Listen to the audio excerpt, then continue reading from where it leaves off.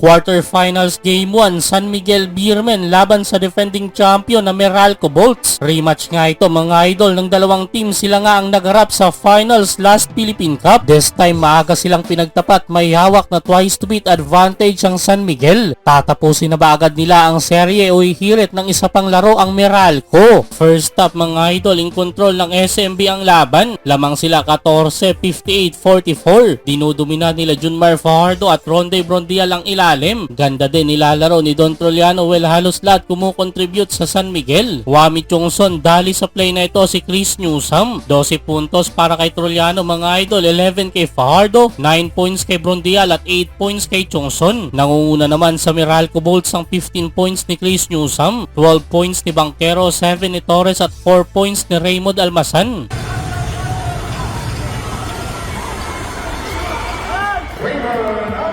Entering third quarter, palitan ng basket ang dalawang team, pero naibaba na dyan ang Meralco, sa single digit na lang kanilang inaabol. Patuloy pa rin ang scoring ni Chris Banquero mga idol, buhat na buhat ang opensa ng Meralco Bolts. To the rescue naman sa San Miguel Beermen sina Junmar Fajardo, CJ Perez at Don Troliano. Pero late minute step up of the bench ang dalawang big man ng Meralco mga idol na sina Raymar Jose at Norbert Torres. Naibaba nila sa dalawa na lang lamang ng SMB, 77-75, wala nang 2 minuto. Kaso nakasagot naman ng 4-0 run ang SMB, papatapos ang quarter. Galing yan kina Ronde Brondial at Wami Chongson. 81-75 end of third quarter, San Miguel is still up by 6 points. Fourth quarter, umalagwa na naman ulit ang Beermen. Another 3-pointer mula kay Wami Chongson, balik mahigit 10 kanilang lead. 91-77 under 9 minutes. Na-injured pa si Brandon Bates. Sa uli, panalo ang San Miguel Beermen mga idol, pasok na sila sa semis. Waiting na lang sa mananalo sa Barangay Ginebra at Converge Fiber.